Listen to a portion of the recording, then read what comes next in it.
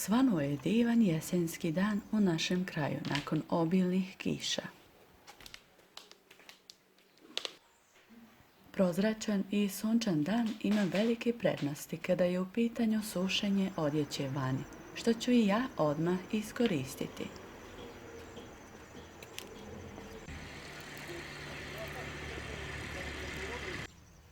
A u međuvremenu Armin je pripremio sve što nam je potrebno za sadnju naše smokve koju smo nedavno kupili na gradskoj pijaci.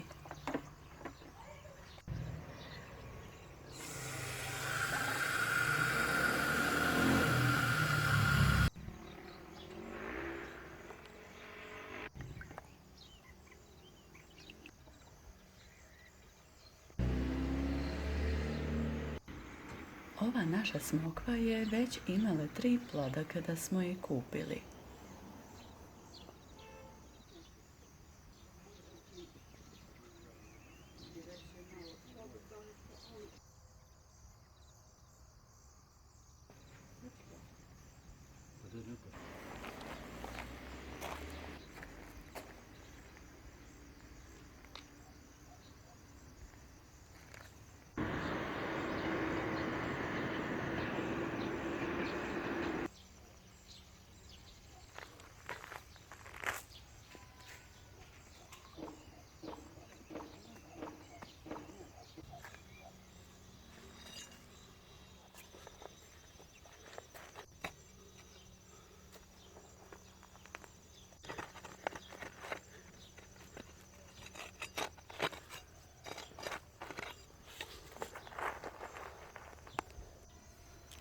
Nakon što smo joj pronašli mjesto, dok Armin iskopa jamu, ja ću u međuvremenu redati odjeću za sušenje.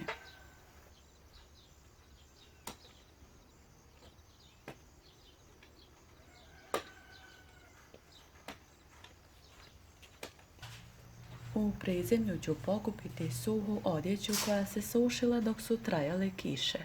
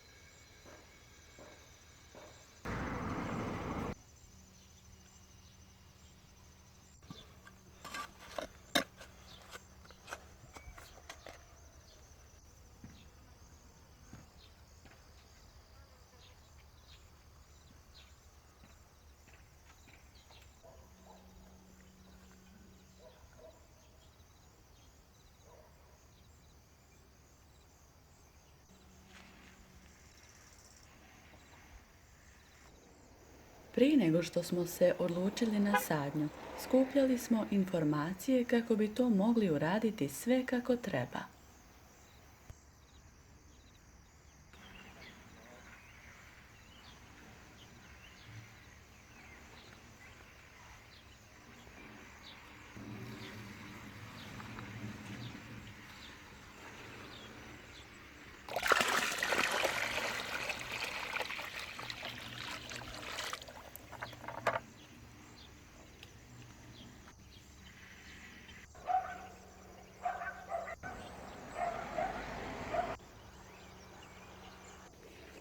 Dok jama upije malo vode koju smo nasuli, obavit ćemo neki sitnih radova po dvorištu pa ćemo onda posaditi smokvu.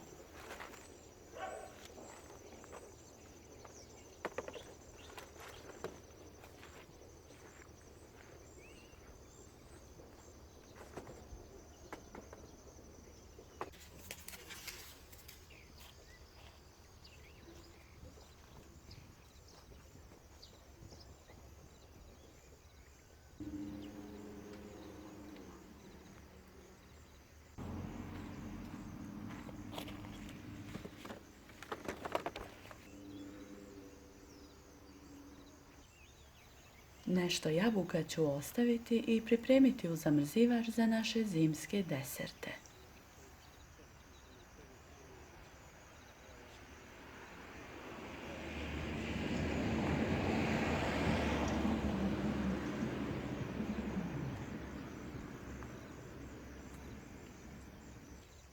Vjetar je oborio ladoliž sa ovog stuba, pa ću ga podići i povezati ponovo.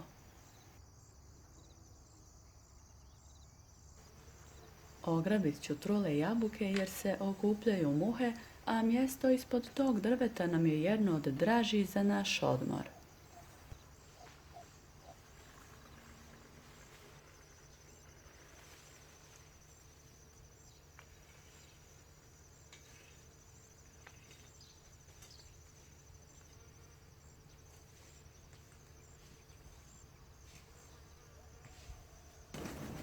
Ovdje je tlo jako glinovito i samim tim jako teško je održavanje biljki, naročito ljeti kada je nestašica vode.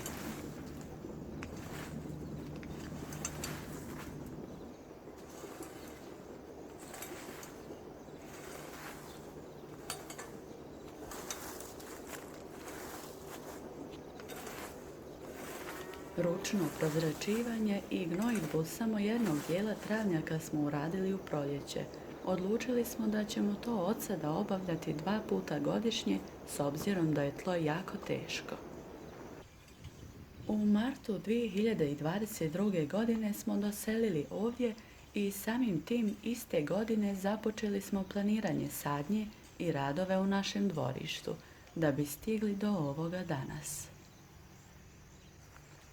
A znate da uređivanje dvorišta i cvjetnjaka traje godinama, tačnije dok smo živi.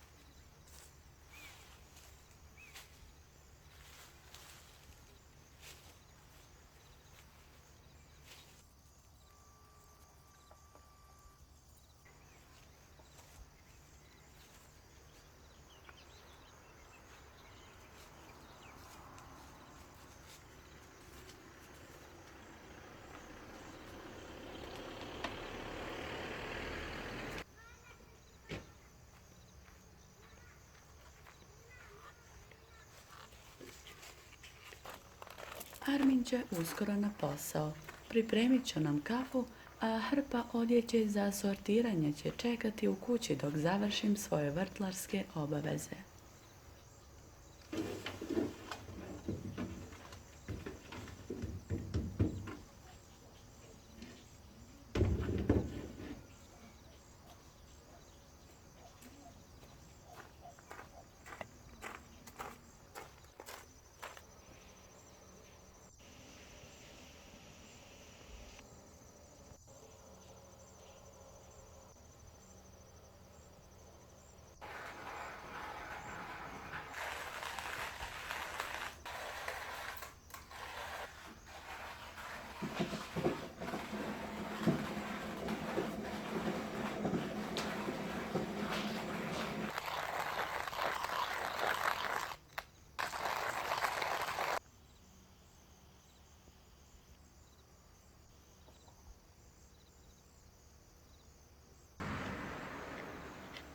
Nakon kafe završili smo sadnju smokve. Gnojidbu smo ostavili za kasnije.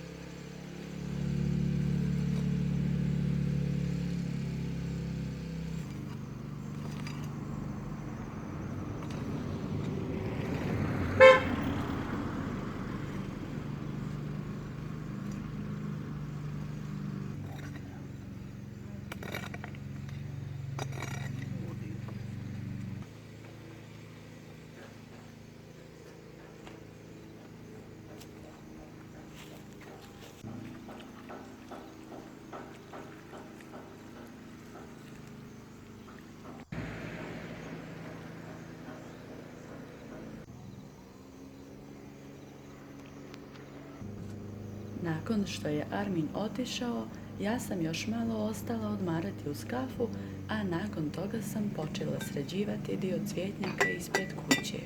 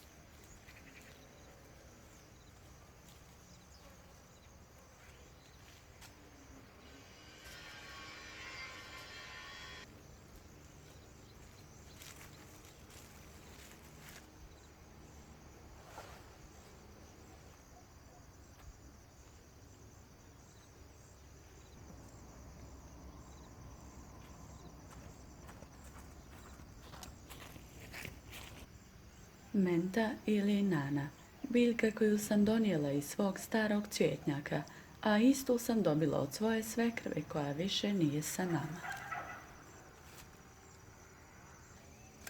Orezat ću i nju kao i matičnjak koji sam također donijela iz svog starog cvjetnjaka. Matičnjak sam dobila od svoje drugarice iz djetinjstva, moje divne Arnele.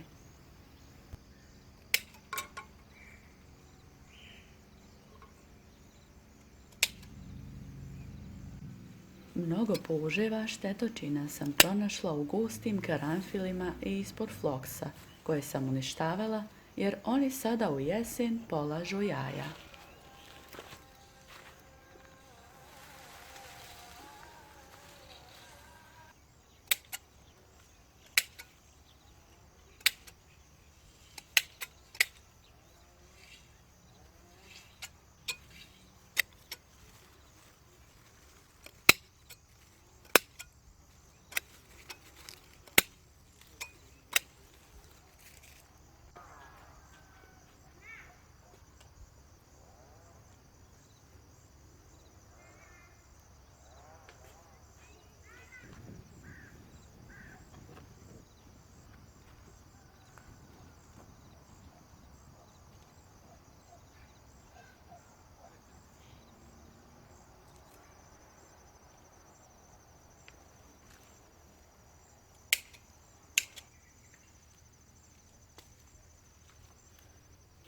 Pokupit ću odjeću, već je suha, a nakon toga ću raditi još nešto koliko stignem.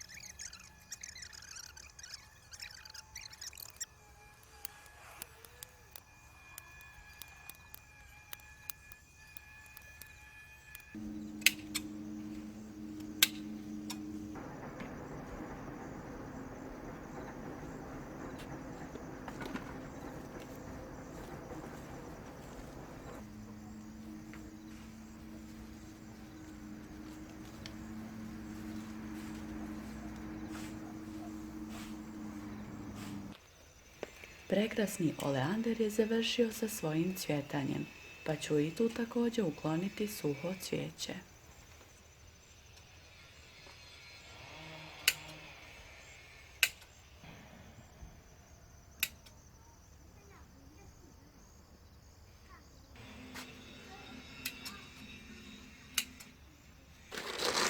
Da su noći znatno hladnije, primjetno je i na žutom lišću biljaka koje ću ukloniti za njihov neki ljepši i svježiji izgled.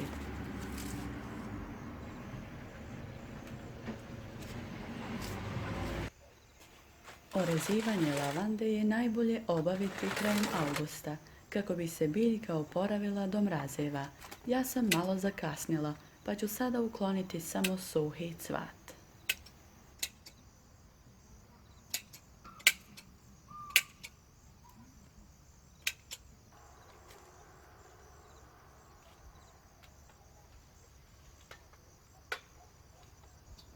Dan je već kraći, sunce već zalazi, vrijeme je za večeru i druge obaveze.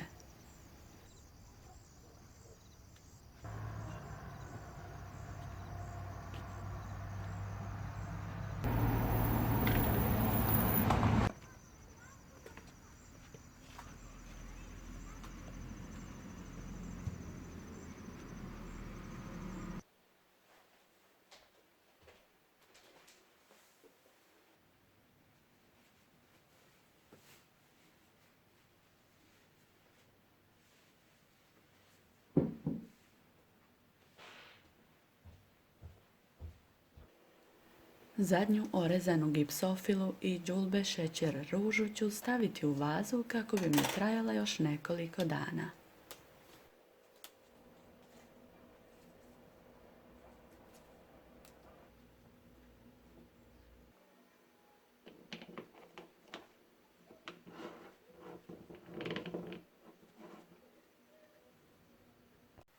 Skoro sam bila zaboravila na svoj jedan davni projekat.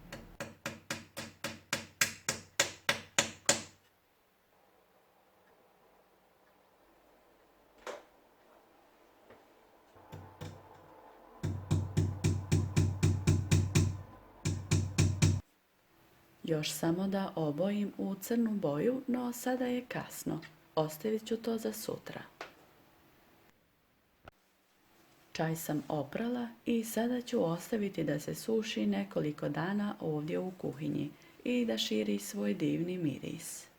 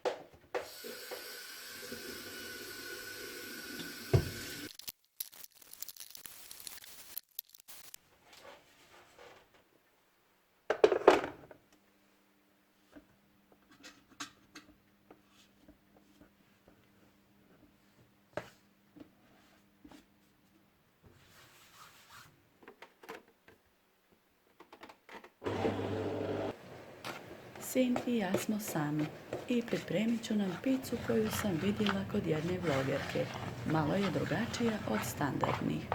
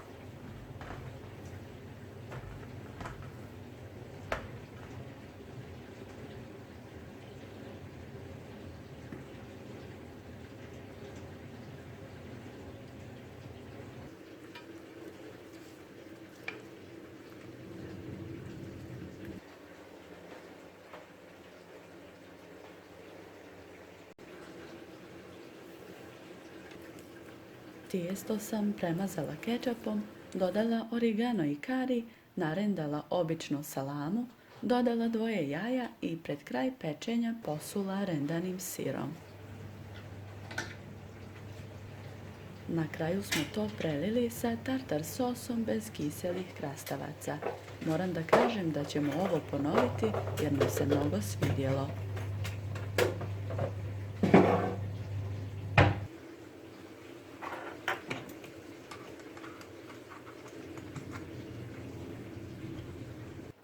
Dok se večera peče, pripremit ću kafu uz koju ću sortirati našu hrpu odjeće i gledati omiljene videe.